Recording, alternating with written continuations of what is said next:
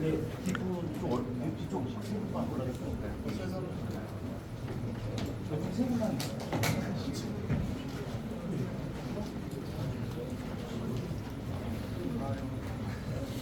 네, 기념 촬영하도록 하겠습니다.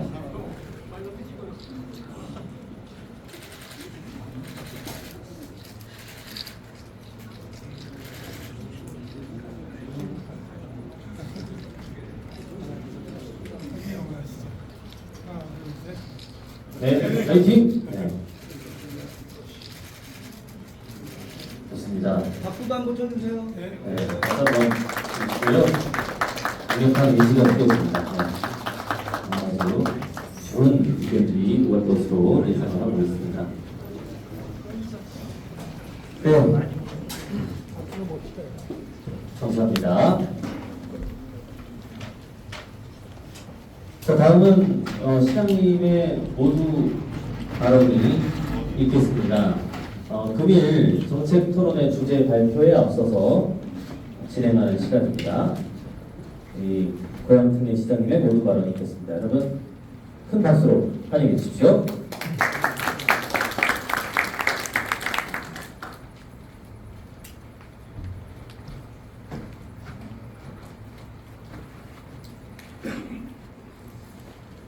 아까 인사말에 많은 부분 말씀을 드리기도 했습니다만 다른 어떤 부분보다도 우리 자유로 강변북로에 연결된 이상 우리 시의 차원에서 정말 필요로 하고 여기 계신 분들 교통량이 아까 말씀드린 것처럼 하루에 이렇게 20만 대 정도가 움직이는 그런 도로에 대한 부분을 감안하면 그러면 우리 2~3포 IC 정도에 가지는 그럼 얼마나 될까? 여기도 만만치 않습니다.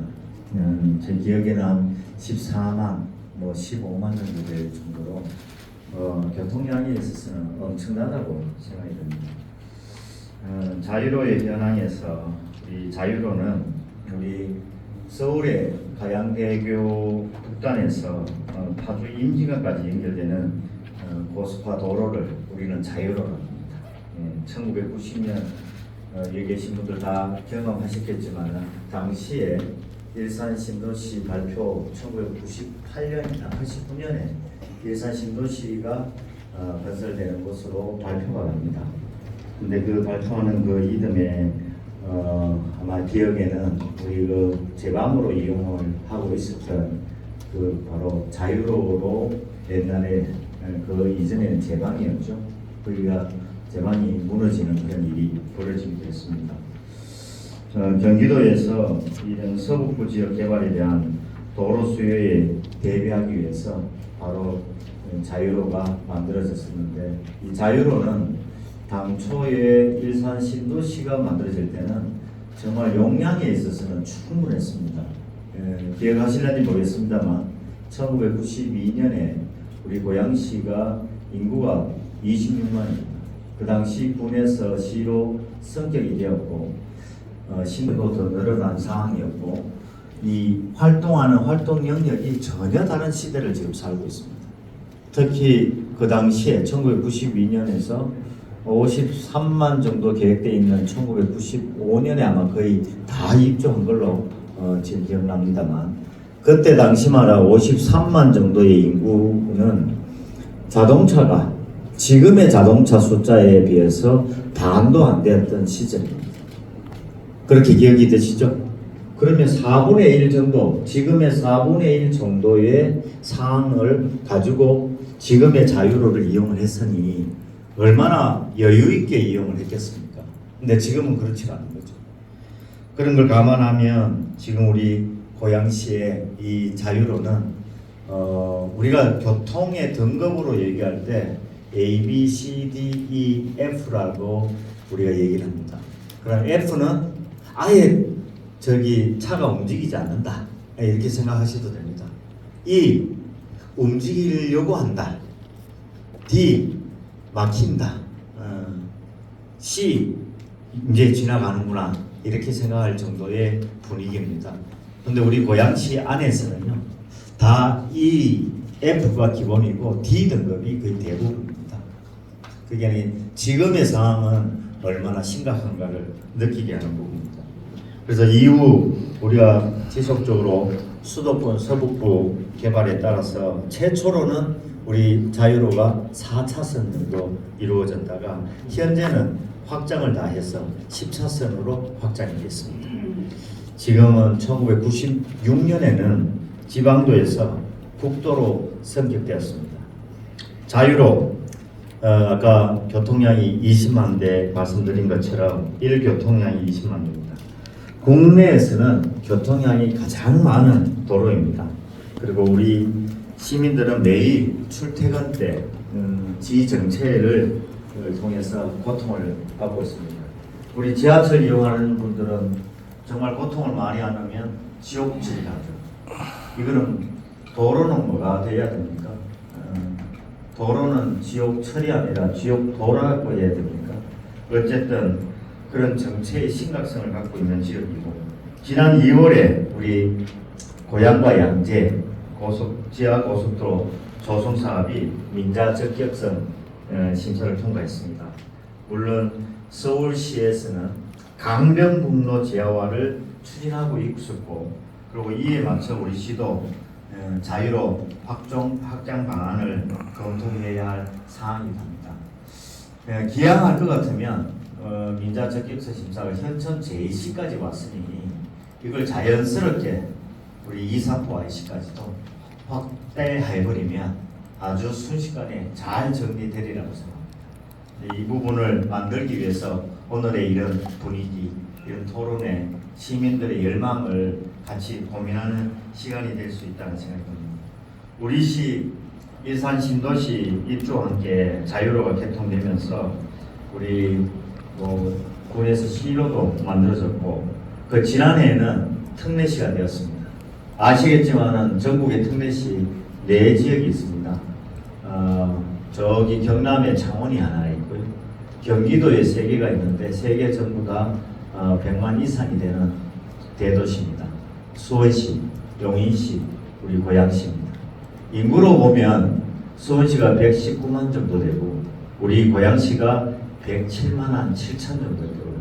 저기 용인이 107만 5천 정도 됩니다.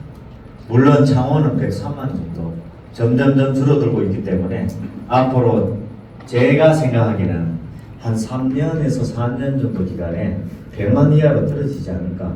요즘 지방의 인구가 줄어드는 추세이지 않습니까? 그 분위기를 좀 느낄 수 있기도 합니다. 현재 자유로가 한 30년 이용을 했습니다만 한 세대에 함께 해온 우리 자유로의 혁신적 개선을 위해서 우리 고양 특례시는 다음 세대를 준비해야 된다고 생각합니다. 그래서 경기 서북부와 서울 경기 남부를 연결하는 수도권 서북부의 핵심 간선망으로, 그리고 그럼에도 불구하고 도로 용량 포화로 인해서 이 교통 체증은 사실은 간선도로의 역할을 하기에 한계에 도달했습니다.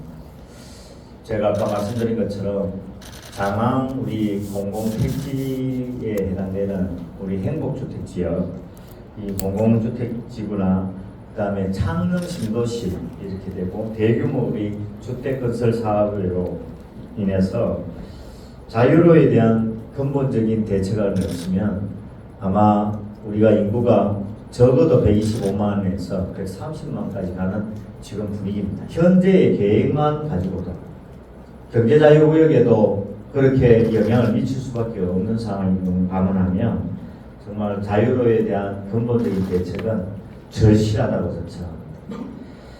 앞으로 1기 신도시 재정비 통하게 되면 세대수도 좀 늘어나게 되죠. 단순히 평형 늘어나는 개념이 아니라, 그래서 창릉 신도시 입주되고 서울 방면의 교통량 더욱 증가될 거라고 봅니다. 게다가 요즘 자족도시 실현하게 되는 그 과정에 현재도 하고 있는 일산 테크노밸리, 방송 영상밸리, 이런 CJ 라이브시티, 이런 산업시설들이 조성되고 있기 때문에 앞으로 경제자유구역의 첨단 클러스터 조성이 되면, 제가 평소에도 늘 만들어가기 위해서 지금 막 준비하고 있는 고양형 실리콘밸리까지 구축이 되면 아마 고양시의 이 교통량에 대한 부분들은 엄청나게 늘어날 수밖에 없는 그런 상황입니다. 이런 것에 대한 대비책을 같이 고민할 수 있는 기회가 되어서 다행이라고 생각도 듭니다. 국토교통부가 발표한 내용을 보면 도시계획 혁신 방안에 뭐라고 되어 있느냐 하면 도시계획은 단순히 수평적 확장이 아닌 고밀 복합개발을 위한 입체적 공간 구성을 고려해야 된다 이렇게 나왔습니다. 우리 고양시도 원당역 주변 지역의 시청사까지 지금의 그 거리도 상징 거리를 만들 뿐만 아니라 이 지역을 아주 입체형으로 가져가기 위한 혁신구역으로 아마 준비하고 있는 상황입니다. 자유로의 이런 입체적 확장 이렇게 단순히 우리가 제안하고 뭐 한 번 정도 얘기해 줄 수 있는 정도 수준이 아니고 구체적인 그 실현화 방안 이런 걸 필요로 합니다. 아마 자유로 지하 고속도로 건설 계획과 함께 사실 우리는 재원이 그렇게 많지 않습니다. 재원이 많지 않아서 자체적으로 하기에는 아마 어려움이 있을 겁니다. 고양시 재원 실제로 우리 시세 순수하게 수입은 7,150억입니다. 근데 사용하는 지출 우리의 비용을 감안했더니 물론 도비를 받아서 사용해서 그나마 그걸 조달합니다만 3조 5천억입니다. 그래서 엄청난 우리 예산을 토대로 한다면 뭐 이런 거 만들 수 있지 않겠느냐 이렇게 생각할 수 있겠죠. 근데 실제 쓸 수 있는 비용은 1,000억, 2,000억도 채 안 됩니다. 그래서 그런 여건을 감안하면 이거는 재원 조달에 대한 다양한 방법이 필요하고요. 자유로 지하화 프로젝트는 이런 수준을 감안했을 때 단계적으로 추진해야 되는 부분도 있습니다. 1단계로 보면 고양 양재 지하고속도로 접속 방안을 개선하고 확대해야 되고요. 고양에서 이렇게 만약에 서울까지 가는데 우리 뭐 평소에 서울까지 얼마나 걸릴까요? 이렇게 얘기하면 다 1시간 반이라고 얘기를 많이 합니다만 그걸 이런 도로를 이용하게 되면 아마 30분대로 만들어질 거라고 생각합니다. 그리고 2단계는 바로 234 IC까지 지하고속도로를 연장해서 수도권 서북부의 허브 역할을 좀 해야 되겠다는 생각입니다. 이런 걸 감안해서 주변에 우리가 평소에 갖고 있는 자원을 활용 못한 부분이 없지 않아 있습니다. 특히 한강 주변에 서울과 같은 그런 공간들을 활용하는 것도 하나가 대안이 될 수가 있고요. 그리고 우리도 이제는 옛날에 행주 나루터처럼 고향항도 필요합니다.